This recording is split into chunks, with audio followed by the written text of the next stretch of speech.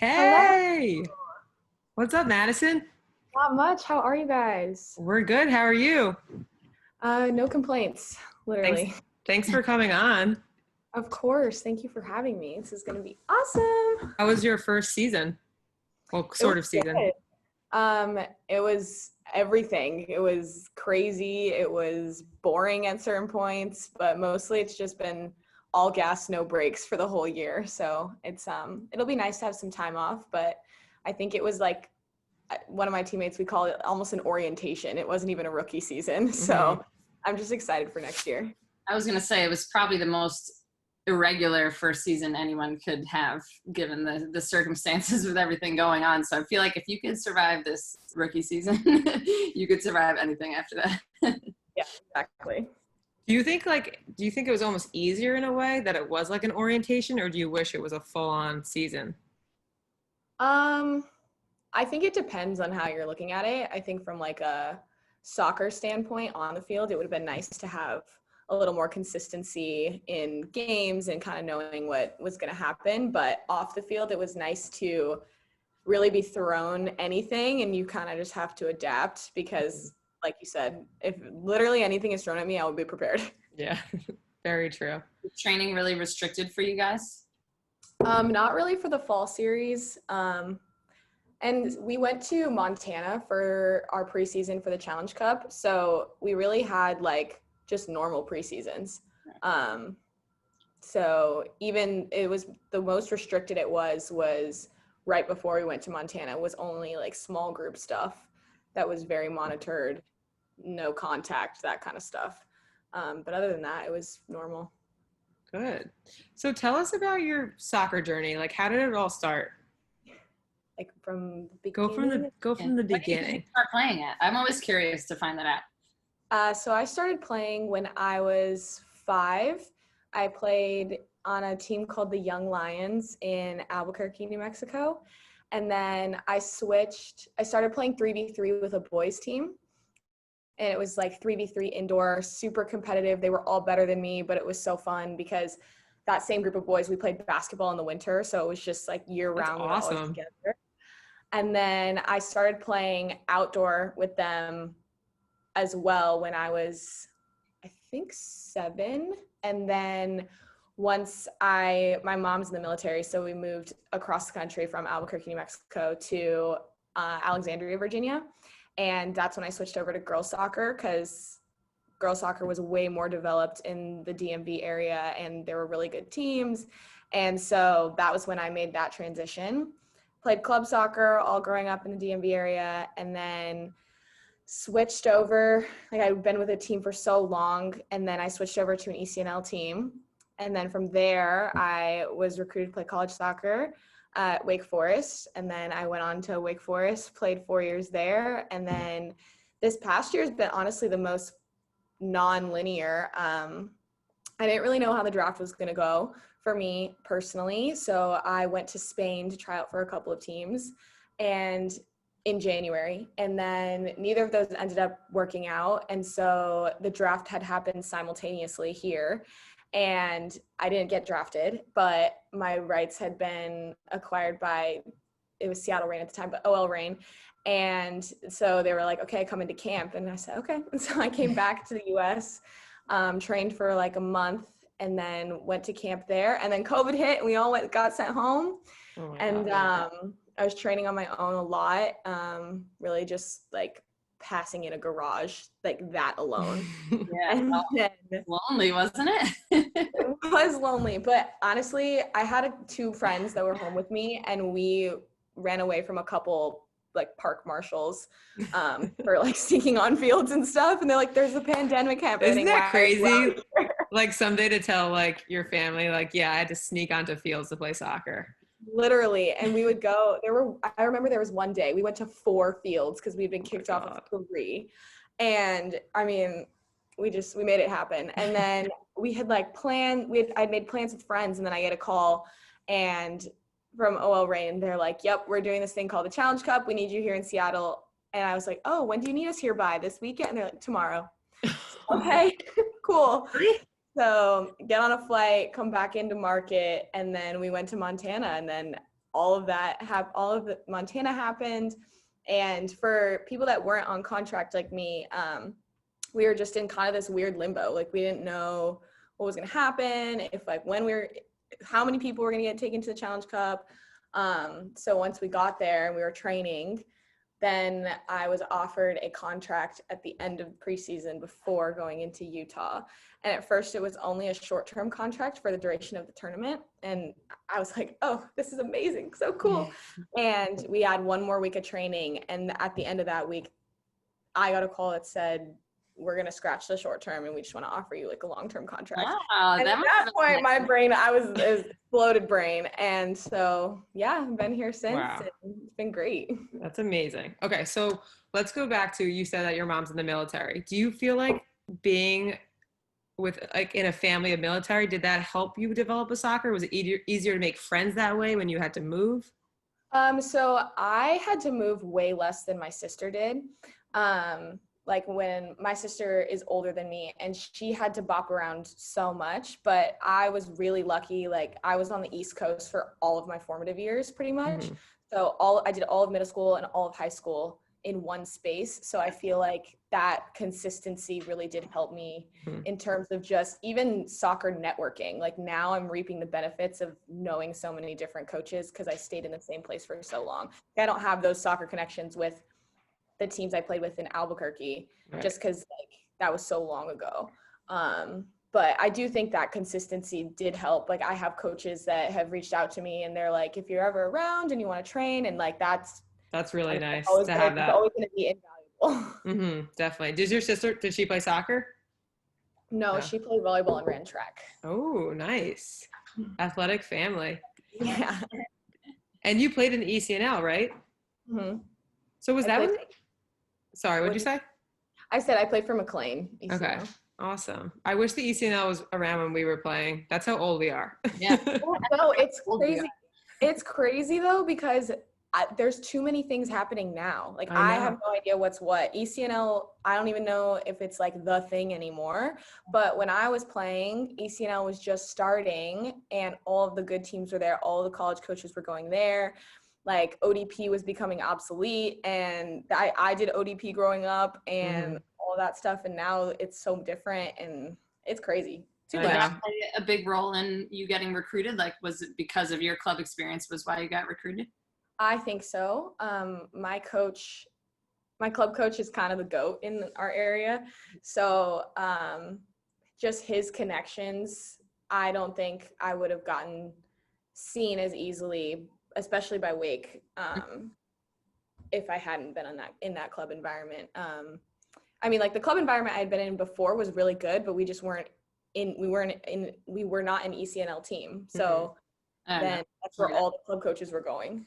So was Wake the first school that you saw, and it was your dream school, or did you look elsewhere? No. So I just, in the college recruiting process, I told myself, like, I don't want to recruit. I don't want to commit early. I want to take my time. Like for me and my family, the academic side was really important as well. And so the first school that reached out to me was George Washington, my freshman year. Like I was a baby thinking about it now. But yeah, they reached out to me my freshman year, and there was, you know, those generic like camp, like come see us, come see our campus, all of that. But that was the first school that I was like, oh, maybe I should like keep doing this thing. And just as it kept going along, you know, I was also from the DMV, so I like loved Georgetown. That was so close to me. And I mean, you had dreams of going to like all the big schools, but it was funny because even when I was looking at schools, I didn't want to go to any Virginia schools. So like, I didn't want to go to UVA. I didn't want to go to Virginia Tech just because I didn't want to stay in Virginia. I was like, oh, let's leave. And I told myself, oh, I want to go to a really like big urban school. And then I ended up in Winston-Salem, North Carolina at a school of 5,000 undergrad. But so it's good that you waited, right? Yeah, it is, because I would not have ended up at Wake. And when that opportunity presented itself, I really did want to play in the ACC. And I went on a visit to Wake Forest, and if you've never been to Wake Forest, it's one of the most beautiful places ever. Unreal. And so I fell in love with campus immediately. And I was like, this is it. I'm coming here. And yeah, it was good. I think a lot changes in those 4 years, especially for females. Like I was the same way as you. I wanted that big school experience. And then as soon as I got older and like saw the small campus, I was like, oh, this makes a lot more sense for me. Yeah, and I feel like a lot of our our followers are like that. Like you think you might want something, but you have to give it time. Yeah, or just how, like, in hindsight, you always realize how naive you were, you know? Yeah, I yeah. can look back and be like, I was so certain that I thought I wanted all these things. And you just have to, I think that open-mindedness of like being adaptable to changing and open to different things is totally, because I, the same way, I thought I knew exactly what I wanted.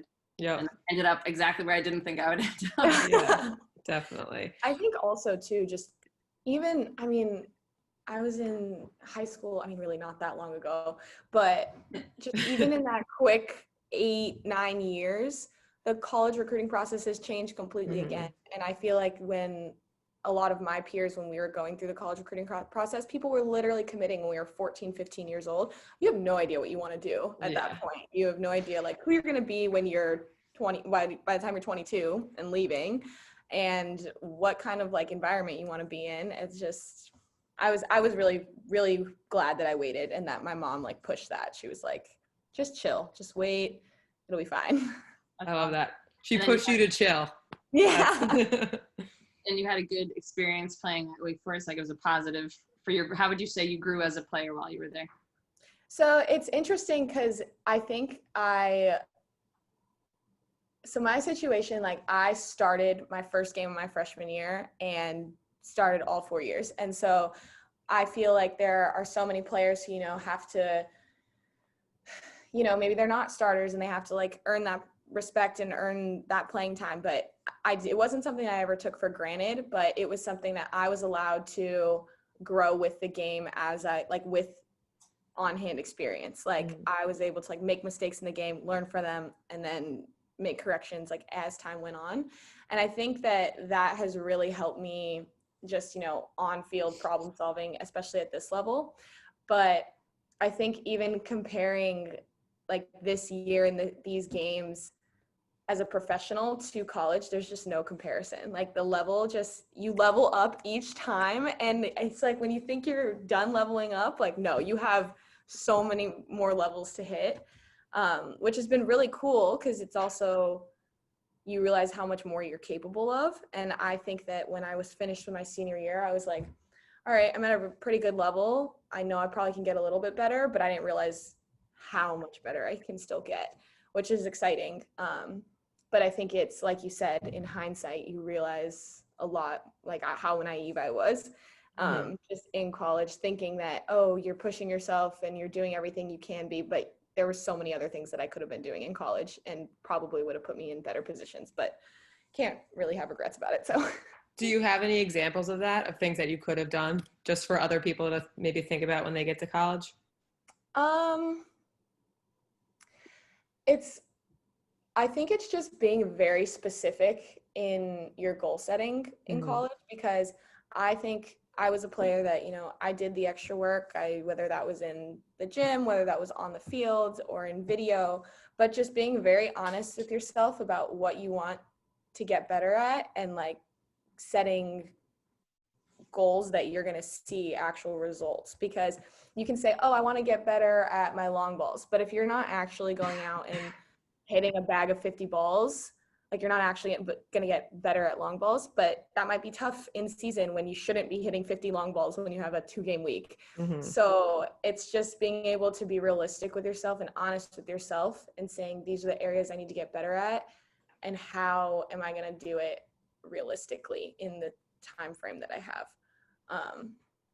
That would be my advice to myself, is just don't just work on the things that you're good at, do the things that are not fun as well. I love that. I think it's so hard for a lot of players to be honest with themselves about like what they're not great at. And when you go and do extra work, it's so easy to be like, oh, I'm just going to, shoot on goal. But the things that are actually difficult to do, and you don't want to like recognize to yourself, like, all right, I'm really not good at this. It's hard sometimes. Well, it's even here at this level, I feel like there are certain practices where you'll split off and do functional training. So like defenders will go with defenders, and then midfielder forwards always go and shoot and have so much fun. And defenders, we always have to like clear long balls or like defend crosses, which is the worst training session ever. But literally that's some of the things that makes me the most uncomfortable, but you cannot replicate it unless you're in a game. And so if you're going out and doing extra, you're never going to be like, hey, can you hit these crosses in so I can head them out? Because that's going to be so fun for 45 minutes. Yeah. But you do it and you do like 6 reps and you feel so much more comfortable. And we did that last week. We played on Saturday and I had like 2 situations where I was like, oh man, it's a good thing we practiced this. But it's just like, you don't want to do the things you're not good at in extra sessions, but you kind of have to. Definitely. Oh, sorry. No, go ahead, Alana. I was gonna say, did you know, even going into college, that you wanted to play professionally, or was that something that you realized as you were playing? I think I figured that out pretty quickly. I think after my freshman year, I just thought about it, and I think my mentality was, well, I'm gonna put all this work in for these next 4 years. Like, why would I not at least try? And then as I kept going, I was like, maybe I could like actually do this. So I think just each year I gained a little bit more confidence and that drive to reach that next step. I think me as a player and as a person, I want to see it, and then I want to like reach that goal. And then once I do that, then I want the next one. That's usually awesome. Great. What was your major? Like if you didn't play soccer, what were you hoping to do? So it's funny, I went into school, again, talking about how like we think we know what we want. Yeah. I went to Wake as like, I'm going to be an international business major. I'm going to be a Spanish minor. Things are going to be great. And I took prereqs for business courses for 2 years and was on track for the business school. And then I took an accounting class and I said, this is the worst thing ever. I literally hate this so much. And so that is the one thing in my life that I've actually given up on. I just dropped the class. I was like, I'm done. Tap out. I'm done. That's it. So then I've actually like always been into writing, reading, things like that. So I became an English major after that. And I think if I wasn't playing soccer, I'd be doing like creative marketing or something. That's like awesome. That. You could do that for us. But really I'm very cool. much like a left-sided brain thinker. So that's me. Nice. Very cool. Let's talk about Gabrielle Union's post about you. I mean, we've been reading about you for a while, but that was so cool. Did you did you see it first or did someone tell you? So I was actually getting treatment like before a game, and I was working with our trainer, and we had a team walk like very close to then, like before our game, just, get the legs moving. And my Jasmine Spencer was waiting. She was waiting for me, and she goes, okay, Mads, like, come on. And I was like, okay, like, give me a sec. And so I like catch up, and she goes, look at your phone. And I go, why? Like, it was a very just like, look at your phone. And I go, why? And I go, come on, we're going to be late for the team walk. And so I'm like, kind of like putting a pep in the step. And she goes, no, look at your phone. I want to see your reaction. And I go, reaction to what? Like, what did I miss? And I don't really have all of my notifications set up because I try not to look at all of my notifications. And she goes, okay, just go on Twitter. And so I go on Twitter and I see it and I go, what are you I'm just like jaw on ground. I was like, what? I was like, you're kidding. This is a joke. This is actually a joke, right? And she goes, you're ridiculous. But yes, that did happen. And then we go on our team walk and everyone's like, hey, superstar. And I'm like, oh no, I can't. But it was really freaking cool, first of all. That's so cool. I mean, you made history. It's incredible. Yeah. Does it feel like kind of like a dream sometimes? It just feels like it's me, and it feels like I'm not the one that should have been the history maker. And there was literally a graphic trending that was like a picture of me and it said history maker, and I was like, oh, she's a history maker. But it was just I'm like, it's me. And I feel like I'm just a person that I'm not very good at like, oh, someone gives you a compliment and you just like say thank you and roll with it. You're like, oh no, it's like not that big of a deal. And It's a big deal. it is a big deal. And I think just in processing all of it, people have asked if it's put pressure, and I think it's not pressure. It's just you want to represent the communities you come from well. And so for me, it's a responsibility, but I'm not scared of the responsibility. I'm just more excited to see more people. I'm just more excited to be involved in like actual representation and for people to see me and as just a biracial woman playing soccer, just to destigmatize stereotypes that people have, but also just, be me and be excited about it. That's hopefully awesome. Continue to open the doors for more and more people like you as well, because we absolutely need to increase representation of that, especially in sports. I feel like it's so important. Like when you were growing up, did you feel like there was a lack of representation of multicultural women in sports for you to kind of like look up to? Definitely to look up to, but it's interesting because I feel like the players that I looked up to were unfortunately not even women. And, just even coverage of the women's national team throughout like even the 2000s, they weren't making headlines. And so you weren't seeing those players as inspirations all of the time. And that's really unfortunate. And I'm like so grateful that now young girls can look up and see like the women's national team players all the time. And like, that's the goal and that's the dream. But it's also really cool that now, that you have the NWSL, you have the Women's Super League, you have all of these other leagues that are investing more into women's soccer. So your inspiration can look way different than just the national team. And I think that's like super cool. Before going into that game, did you know that that there had not been a Native American woman to play in an NWSL game before? Were you aware of that statistic even? No, I did know because I had done my interview with Men in Blazers at that time. And at that point, it was just the first Native American in the league. Like I hadn't even played yet, but it was more like when someone first told me, I said, we're going to have to fact check that because I think we're incorrect. Even like, how could that be? Because literally, I remember when I saw that, I was literally like, I'm like, how is this the first? Like, why is this the first? Like, why did that not happen so much long ago? But yes, that's so interesting. It's one of those things where I feel like 2020 has just been such a year where people talk about representation and diversity and inclusion and use all those buzzwords, but then people are like, oh, it's not that bad. It's like, well, we have our first Native American playing professional women's soccer in the United States, so I don't know what you're talking about. Like the most popular sport in the country. Like it's freaking nuts. I liked during your interview with them, you said you were really excited to be the first, but you're more excited to not be the last. I feel like that speaks so much volume. Like, what are you hoping to like use your platforms for to inspire the next generation of players? I think for me right now, it's just focusing on I feel like I have to use my platform just to focus on myself right now and creating a foundation of just just being my authentic self and, really just putting myself out there and using my voice for whatever I believe in, all the things I want to advocate for, and allowing people to either join me and be a fan of that, or if you're not, then that's fine. But it's more so for me just setting like the groundwork and making sure that people know like, this is me. I'm not going to be what you want me to be. I'm just going to be me.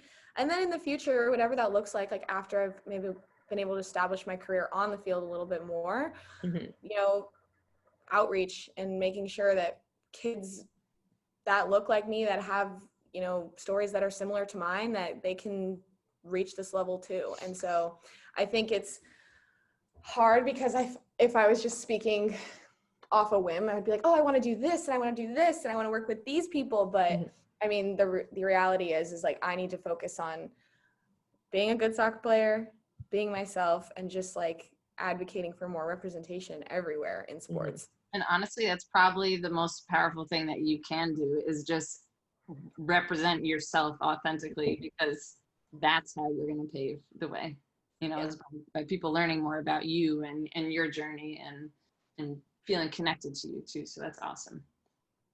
Yeah, so that's the plan. And someday, because you're so good at writing, you can write an amazing book. Yep. And we'll be the first to read it. Amazing. That would be great. Awesome. That would be the long-term goal too. Yeah. Oh, I bet you're going to write a great book. What are your plans for the future? Like, doesn't even have to be far in the future, but even like, what will you continue training throughout the winter? Yeah, so I'm gonna be in LA for a little bit. Gonna leave Tacoma for a little bit, and then I'll head back to the East Coast and be home for a while until we have to come back.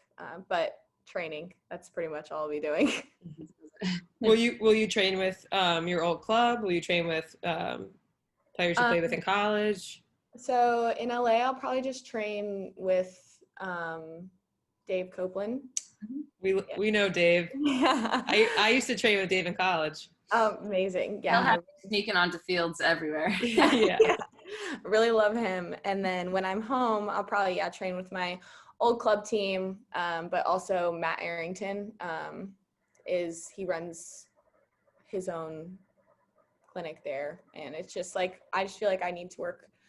I've never really had just like 3 uninterrupted months to just focus on myself. Mm-hmm. And so I'm like, okay, I need to use this time to really focus on myself and just get in the gym, which will be so fun, and then be on the ball as much as I can. And just kind of, I think I'm just gonna approach this off season is just have fun with the off season. I feel like normally I'm like, we need to train, overtrain, keep training, and then you're burnt out, and then it's not fun anymore. You're probably so used to just multitasking perpetually. Like it was always a balance of school and soccer, or club and school, and all this crazy stuff. So it's kind of cool for you to have a period of time when you can have a most important thing, and it's not like this constant balancing. Yes, literally. I'm like, oh, it's so nice that now this is my job, so now I can put all my time into it. Yeah, that's so true. What else do you like to do besides soccer? Do you have any other hobbies? Yes, I like to write. I write for my blog. Oh, what is it? What's it called? It's called Our Daily Bread. I started it in quarantine, and it started as like, and my friend and I from college, we started it, and it was supposed to be, really lighthearted, really fun. And then 2020 hit, and there was really nothing that fun to write about. And then what else do I do? I like to paint. I like to cook. And honestly, anything really, I'm not outdoorsy, but I like to do things outside. That makes sense. That is a trait. Yeah, like I don't have any gear that's appropriate to go outside, but I still we're gonna send you some gear. Amazing. Wait, so Our Daily Bread. Okay, I wanna read Here, your I'll blog. put it in the chat. No, it's funny because I actually need to buy the domain now because people actually want to read it, and I'm like, yeah. Having the Hammond.Madison Wix site at blah blah is not sufficing anymore. You should have seen our first website. It was scary. Like we still say we don't understand how people bought t-shirts from it, because it was like, it looks like it wants to steal your credit card information. Oh wait, no, that didn't send it right. Oh, that's good though, because we'll link to that so people can yeah. That'd be great. You got to get on that domain. Yes. Yeah, so maybe I should do that this week with all my free time. There you go. I have another question too. How do you, or what is your opinion on recovery, and how do you best recover? How important do you find it? Recovery is definitely something you don't learn until college, because I think that's the first time your body starts decaying. Yes.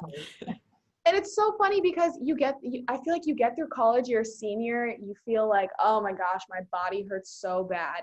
And now I'm in the NWSL, and there are 35-year-old women that are like, you don't know anything about a broken body. Amazing. And I'm like, all right, you're right. But I think that even in college, recovery was important, but I have not learned how to properly recover until this year. Like, recovery doesn't mean just, roll out after training. Like, recovery means do whatever you need to do to get your body where it needs to be, for you to perform. And in college, I feel like there's a lot of times where you might not be feeling great, but you still have to play because you just, rub some dirt in it and keep going. And then you get to the pros and people take off 3-4 days just so that they can be ready for the game. And it's like, I think that's just so great because we want to play forever. And in order to do that, you need your body.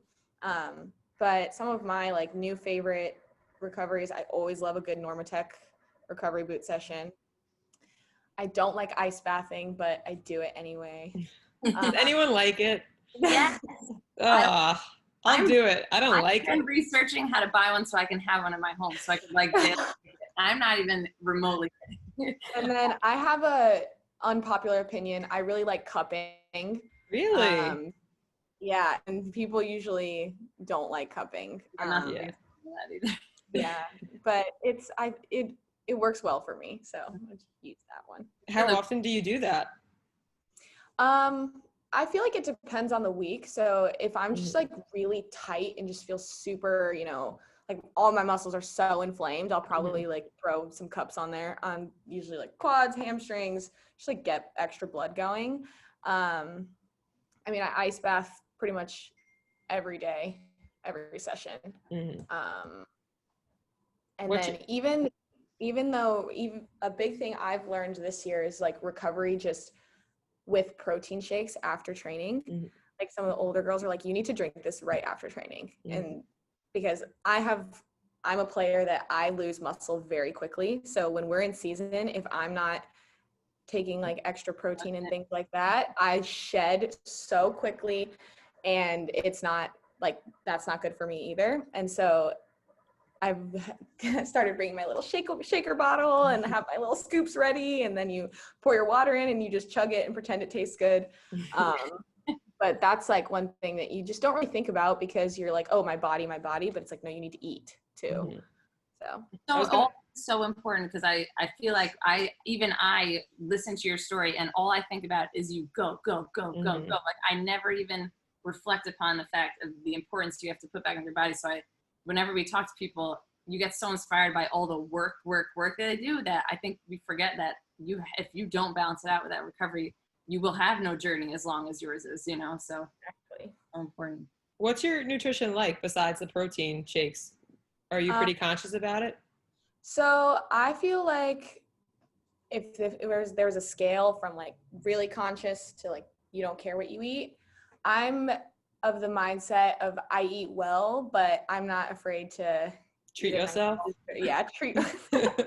But I am pretty conscious of dairy these days.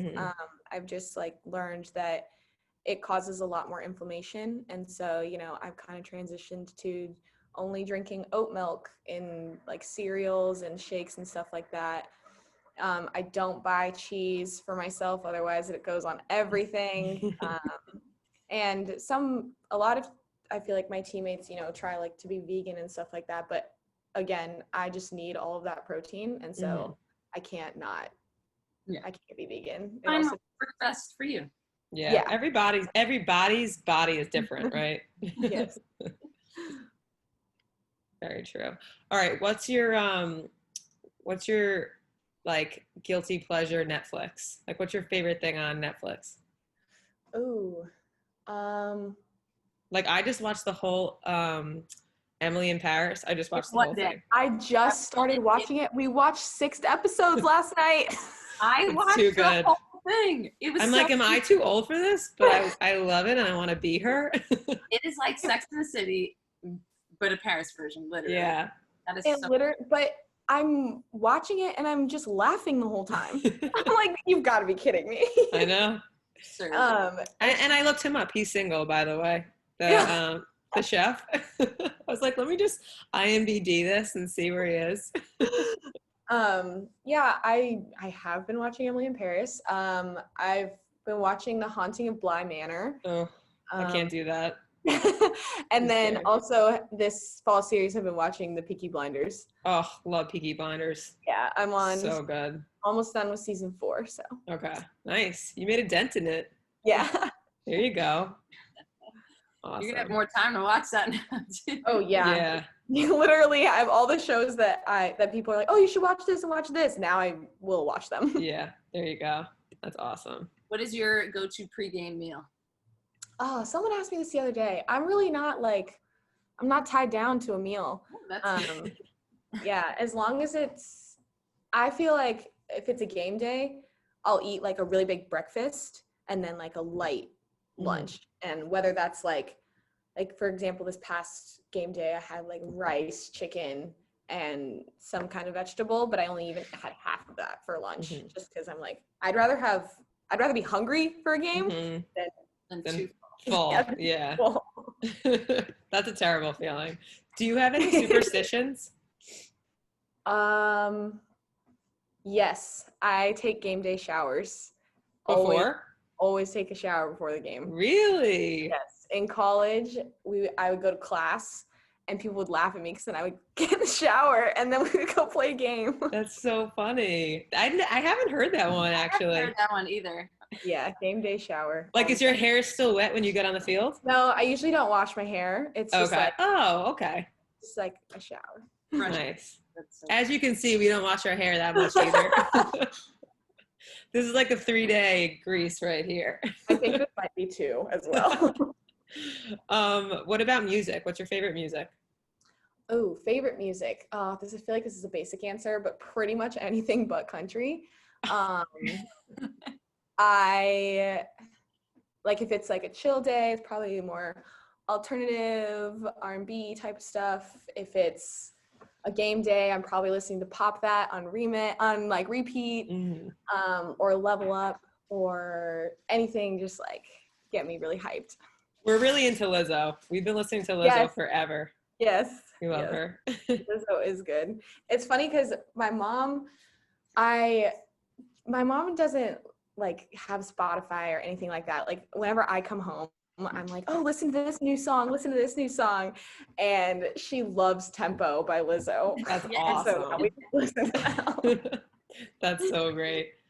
I know. I feel like parents are like, Pandora is like going, like the new thing for them. And meanwhile, that's like 20 years old. I know. What's your favorite cleat? Ooh, Nike Tiempos have been my babies forever, and Nice. someone on the team was like, yep, that's a Defender cleat for sure. Yeah. And they're just so comfortable. I need like just it molded to my foot. That's all I need. That's such a thing though, like positions have a tendency to wear a certain type of thing. Definitely. What is your biggest soccer girl problem? Oh, Or just It can be funny or serious, or you can do both. I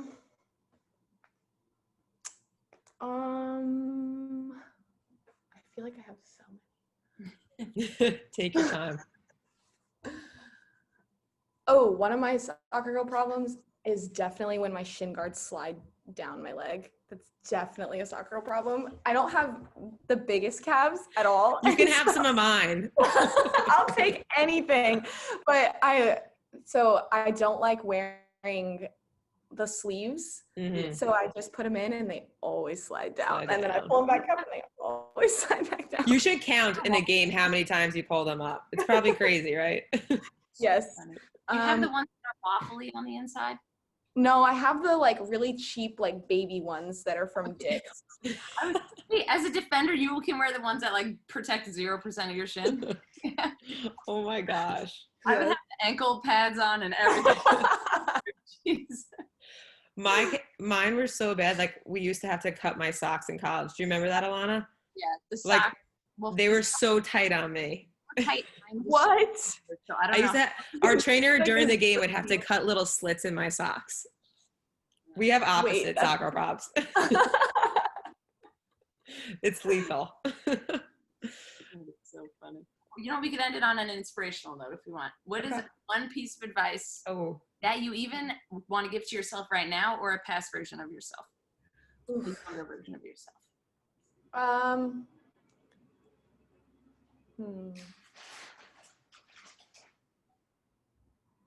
I think the best advice that I could give myself right now and also past me is like, if you're not enjoying it, you're not doing it right. And even though it's super hard and there's so much that goes into the game, whether it's mental or physical, like if you're not going to training and you're not excited and you're not smiling to be at training, you're doing it wrong. Go back to bed, start over. But I think, like, I was even looking at pictures from this past year season. There's so many where I'm just like laughing and smiling. I was literally going to ask you about this. I was going to say, you're one of the players in all your pictures, you're smiling playing. It's amazing. Yeah, I'm just like, I feel like I've been doing it right if I've been smiling. Yep. Seriously. I love that advice. That's great advice.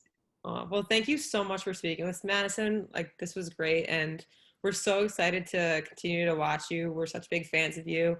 And we're going to link your blog and everything so that all the Lady Ballers can follow that. Amazing. And thanks so much. Thank you guys so much. We really appreciate it. All right. And rest really hard. Have a good one, guys. You too. Bye. Thanks. Thank you.